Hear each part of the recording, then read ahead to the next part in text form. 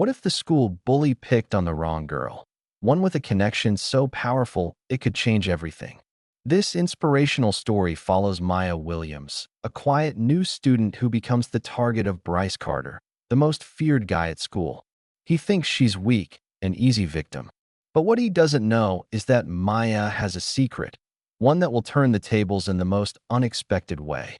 Stay until the end, because what begins with a bully's arrogance will end with his downfall. Maya Williams stepped off the bus, gripping the straps of her backpack as she stared up at the massive front entrance of Westgate High School in Houston, Texas. The crisp autumn air carried the scent of freshly cut grass and warm pavement. Students moved in clusters, laughter and casual conversations filling the space around her. But Maya felt like an outsider. This was her fourth school in 3 years. Some kids moved because their parents got new jobs. Maya moved because she needed another fresh start. She kept her head down as she walked toward the main doors, hoping to blend in. A few students turned their heads, curious about the new girl, but she avoided their eyes. Westgate High wasn't particularly special, a large suburban school filled with middle-class kids who'd known each other since kindergarten. The football team was decent, the cheer squad was popular, and the social hierarchy had long been established. None of it mattered to Maya. She had one goal: stay invisible. Inside, the hallway buzzed with energy. Lockers slammed, sneakers squeaked, and teachers herded students into classrooms before the first bell rang. Maya clutched her schedule, following the familiar routine. Find her locker, identify where to sit at lunch, and most importantly, figure out who to avoid. That's when she saw Bryce Carter. Tall, broad-shouldered, with the effortless confidence of someone who knew he ruled the school. He leaned against a row of lockers, surrounded by boys in Letterman jackets. They laughed at something he'd just said. Bryce was the golden boy, star quarterback, good looks, wealthy family. But Maya noticed the nervous laughter from his friends and the way others tiptoed around him. She knew his type, those who thrived on intimidation. As she walked past, someone bumped her shoulder on purpose. Her books scattered across the floor. Students turned to watch, some snickering. She bent down to gather her things. Well, what do we have here?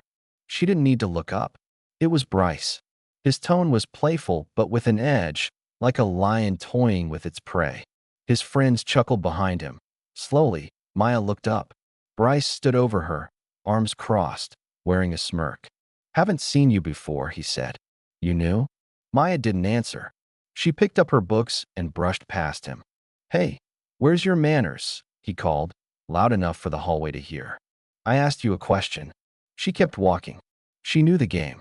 The best way to deal with people like him was to not engage. But Bryce didn't like being ignored.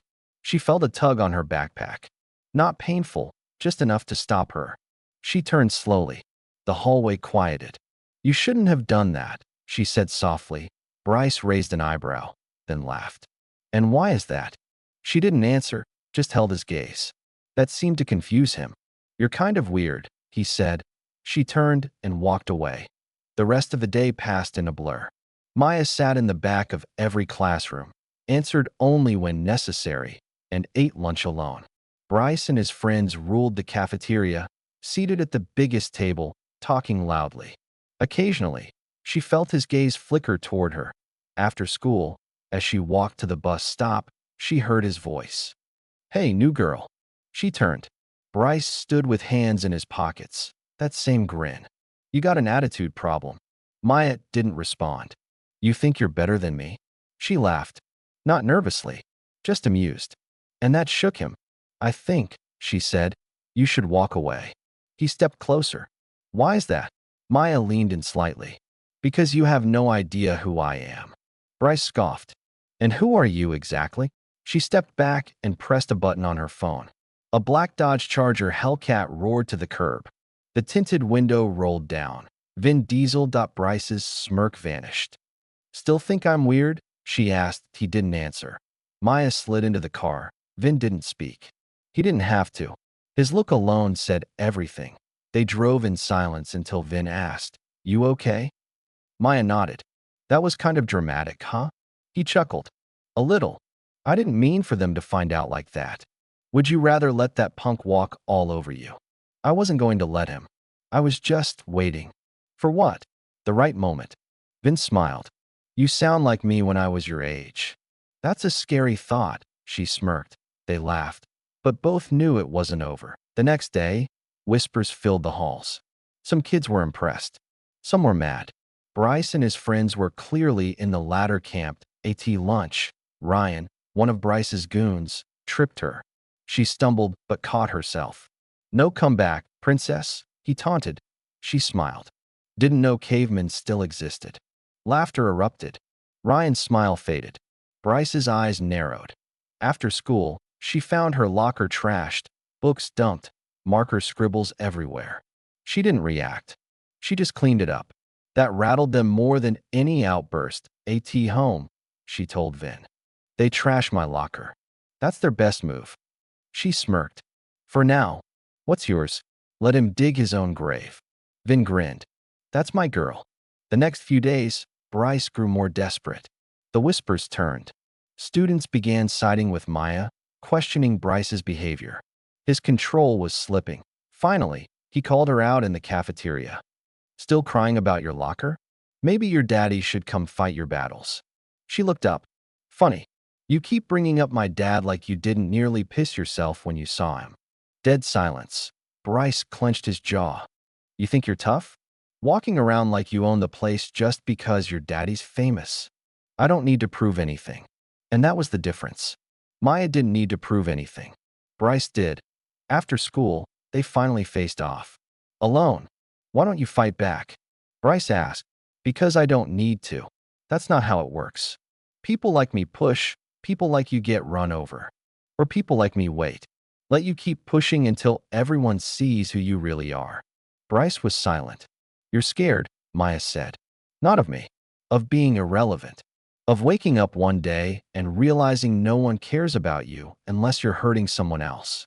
He had no comeback point. 2 days later, someone posted screenshots all over his locker. Vile messages, jokes at students' expense, racist comments. The crowd that gathered was massive. What the hell is this? Bryce shouted. Maya watched. She didn't say a word. You did this, he hissed. Did I? You think this makes you better than me? No. It makes you exactly who you are. The only difference is now everyone else sees it too. His fists clenched, but he didn't strike. He turned and stormed off. Later, at home, Vin asked, It's done? Maya nodded. It's done. You didn't even have to throw a punch. Didn't need to. So what now? Maya smiled. Now I finally get to enjoy high school. She had won. Not with violence.